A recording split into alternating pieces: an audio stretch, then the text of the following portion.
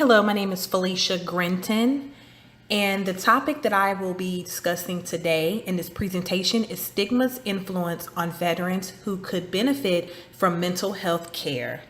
This is a group project that we created for Capstone 2 that I will be presenting alone in Capstone 3. The audience that we are wanting to discuss and target in this slide is Miami Veterans Center, and our main focus is mental health, which is for the veterans, and talk about current issues and also possible solutions. And so I just want to kind of briefly share with you why we picked Miami Veterans Center in Miami, Florida, because they do have a huge target for mental health care. And a lot of veterans, from studies that I am going to go over in our later slides, basically discuss how people are kind of leery on, especially veterans, are leery or taking advantage of the help needed when it comes to mental health. And there are high rates of suicide and things of that nature and PTSD due to those things. And so I just wanted to touch bases with this particular one, which is Miami Veterans Center in Miami, Florida. And in this presentation, there are possible solutions to help with this matter, but it's just the question kind of still lays there.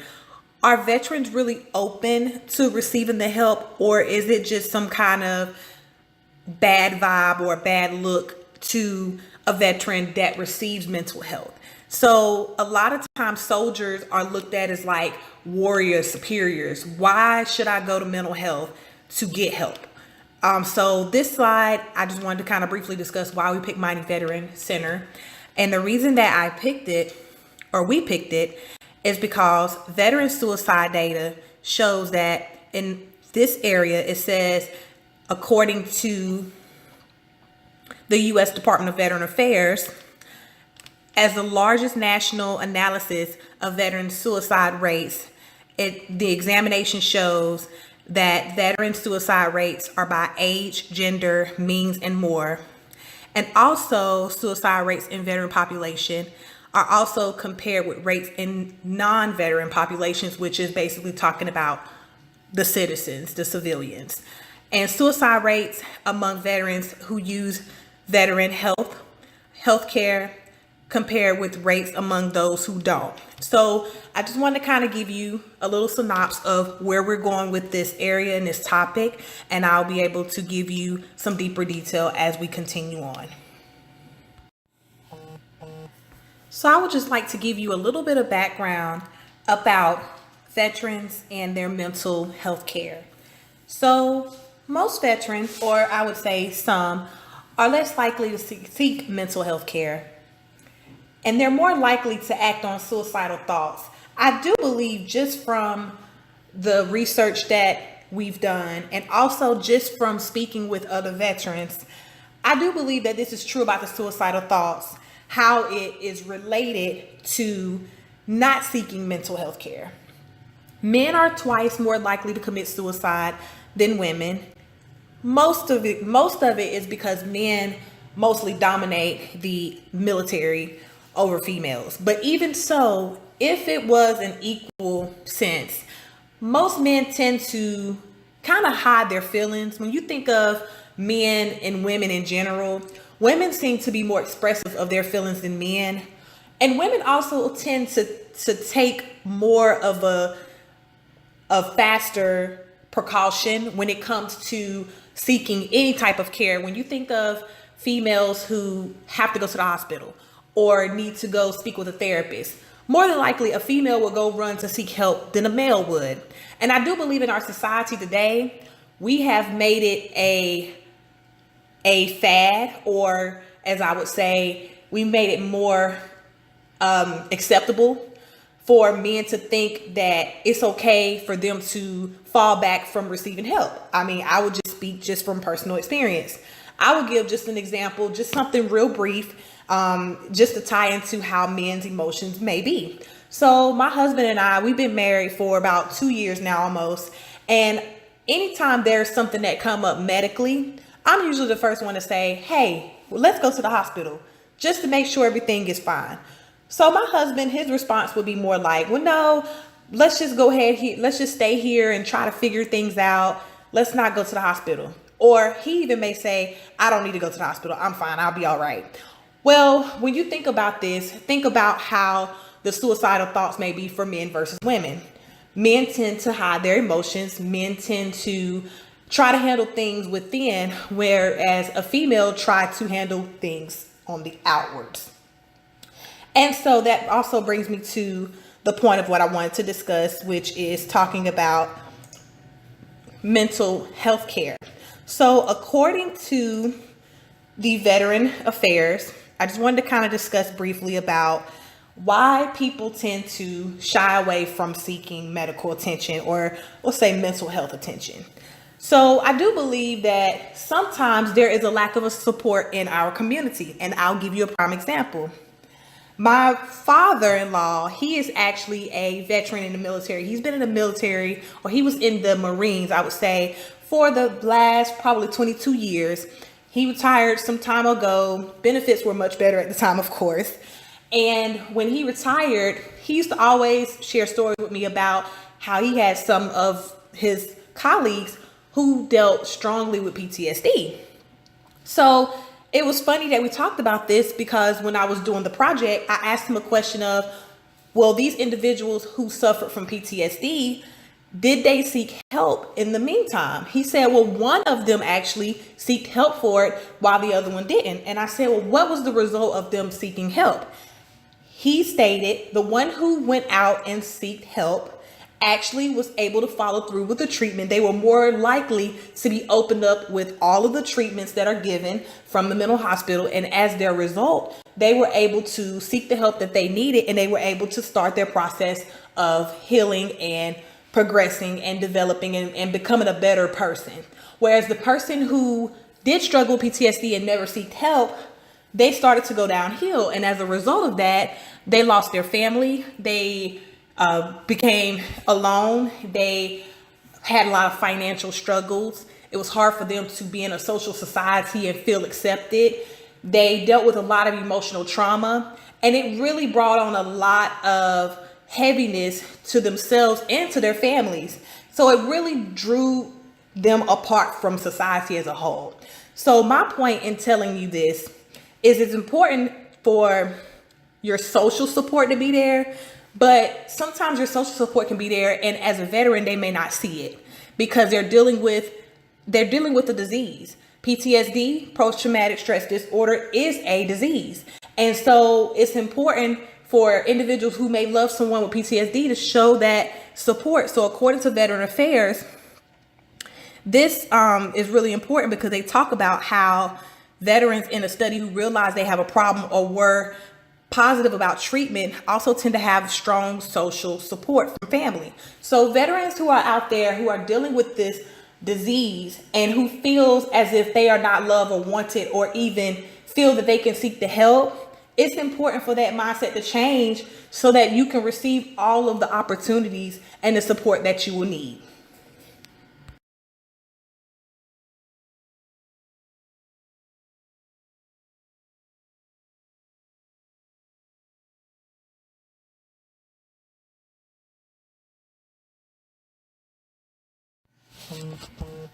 Over the last 10 years, there have been a lot of changes to the mental health care when it comes to veterans. And as you see the numbers that we come up with, according to the Department of Defense, these numbers right here shows that there are a lot of hospitalizations during this time due to self-injuries. Also, self-injuries could include substance abuse, any prescribed medication, or self-inflicting behavior, and also engaging in self-injury behavior, and also death from suicide. So as you see, the number for death suicide is lower. However, it's still a high rate when it comes to mental health in general and individuals that are veterans dealing with suicide. It's still a high rate, but most of it can pertain to these other areas that I'm getting ready to discuss. So Veteran Affairs, according to the Department of Defense, More than 18% of suicide rates in veterans from 2011 to 2014 found that within the last decade, there were 1,939 veterans and military members that accomplished suicides. Of course, I don't want to go back through talking about all the numbers, but what I want to just let you know is that there is a huge problem and a huge gap when it comes to these areas. And so society really needs to take a look at why these things are happening and really just zoom in on what needs to be done. According to the Department of Defense, I would say National Veterans Foundation, there's an area that talks about mental health treatment and those barriers that people face. So I just want to kind of briefly go over some of those barriers. One of the barriers I definitely see is the long wait times to receive mental health treatment. And the reason I want to bring this up is because a lot of times, even though you come out of one battle being a veteran, your other battle really does begin, which is a mental battle, which is coming from one area, one society, fighting overseas, or even fighting in the United States, being a part of a certain society for a period of time, and then having to go back to civilian life. That really can put a lot of pressure on an individual. And a lot of times people don't receive, or some of the veterans don't receive direct military mental health treatment compared to another. So there is a longer wait time sometimes in that can become an issue. A fear of being seen as weak, like I had talked about earlier. Also, there's a stigma, which I kind of discussed earlier as well. There's a stigma of, a veteran receiving mental health, which is part of why society needs to support individuals who need to seek help. Sometimes they don't want to come to their reality of help is really needed. And there is a concern over the veteran mental health treatment offered by the VA. And some of that has to do with an area of funding. So there is funding that is allocated to veterans in the mental health care, but it does need to be increased so that every veteran has that access and the opportunity to have the type of care that they need.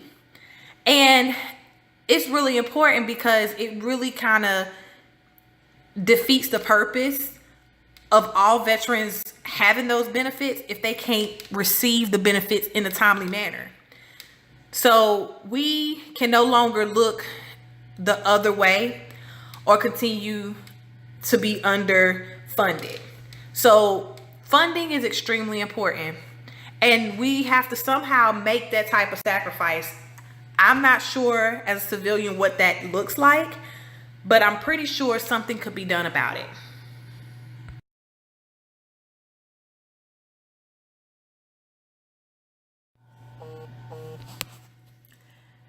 Current approaches, the issues that are occurred with it, one of the biggest areas is stigma is created by media, social media.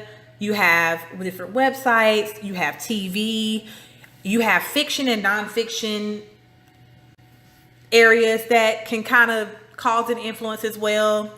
There can also be negative information on the news and the newspaper, extreme cases in movies. So like I said, again, it could be fiction or nonfiction, linked to violence, and also reasons veterans don't seek help. So according to one of our searches that we had, which is Brit, there's a negative stigma around mental health care. And it's also part of blame for these negative views on mental illness. And it always, for some reason, the news has a way of really bringing out negative cases that is surrounded by mental disorders, which kind of make people shy away from receiving help. And also movie sectors, they exaggerate on stories as well when it comes to mental issues, I believe. Because think about this, how many movie directors or producers were in the military? I can't really tell you how many, but I will say this, that I could believe that some of them may not have been, and they go off of other people's thought processes, or some of them may have done their research, or some may just go off of their own imagination. Because if you think of actors and actresses and different producers and directors, they have their own imagination on how things should look, and sometimes it can be more exaggerated than what it really is. And so it really hurts an individual to really talk, or a veteran to really talk about their help, because the media has really pushed it out to be a negative thing. So we have to learn how to change the stigma on that. And I do believe that a lot of times they feel people will look down on them, and they feel they'll be associated with violence and negativity. So we have to work on a solution on how to make this change happen so that help can be looked at as a positive thing. Here's some solutions, I believe, according to research, that would help with breaking that stigma for veterans who are trying to seek help, or who wants to seek help but may be afraid to seek help. So being mindful of the training and being mindful of educating yourself about it being okay to seek help is very important. I do believe that these areas does decrease symptoms, and a lot of times in these areas it decreases symptoms because when you're educated about something, it kind of tends for you to look at it or have a different perspective of the importance of receiving help when you're dealing with, or when a veteran is dealing with, any type of mental issues. And also doing those regular checks, following up with your doctor, following up with your team of people, having the sense and the courage to go and get checked and have regular checkups can also help break down that stigma as well. Taking advantage of the veteran benefits that you do receive also helps. And also with the whole situation with the funding, a lot of times speaking out about that funding, putting a petition together, doing whatever you can, follow up with your team of people, bringing the community together to try to fight for your rights, just like soldiers go out and fight for their rights to the country, fighting for our rights for the country.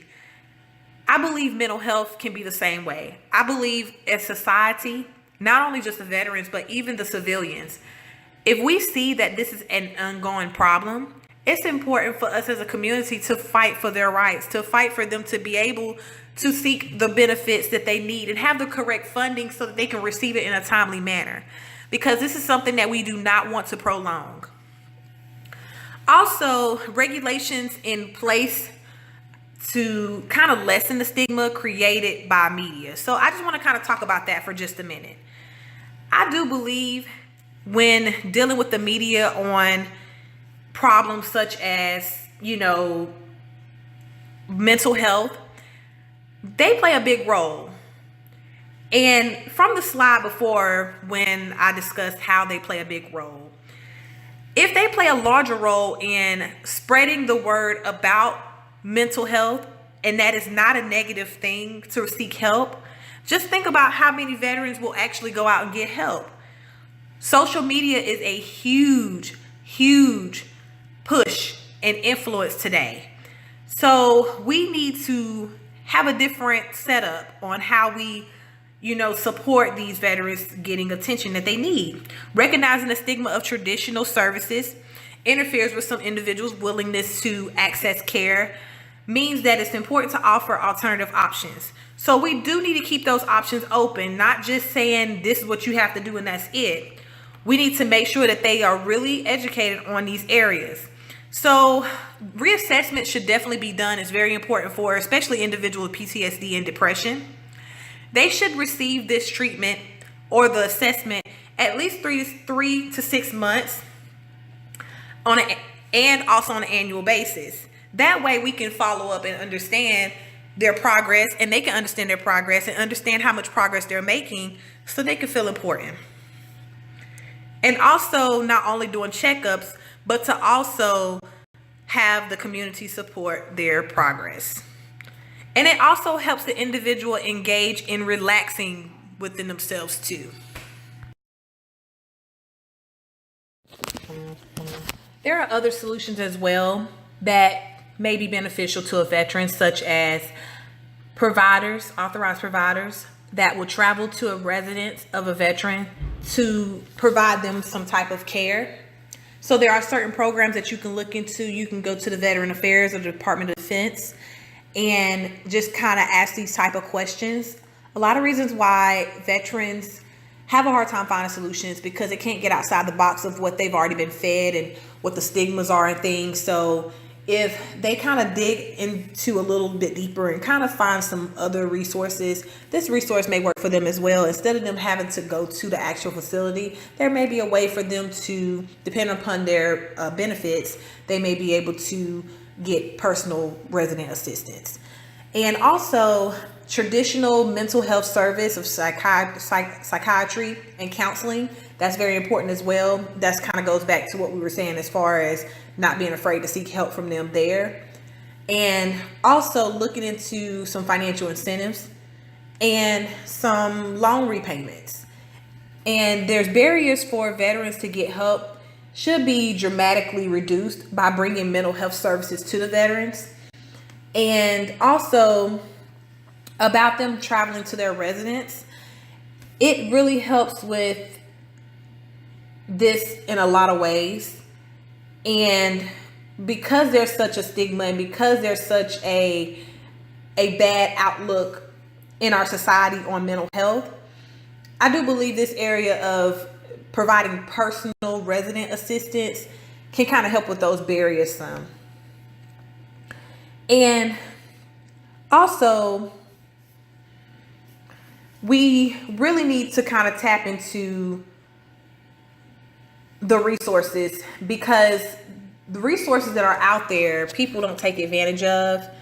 And I just know from personal experience, when you take advantage of resources, when you go over and beyond, you'll receive more of access than you expect. So I encourage veterans to please make sure that you go out and you seek every resource that you can get, and just kind of block out all of the negativity of mental health services, because there are veteran hospitals out there and there are areas that you can go to seek that help. So please make sure that you do that. And I strongly encourage it. And I definitely strongly encourage that you not only seek the help, but you also be around a support system that can help you through your process.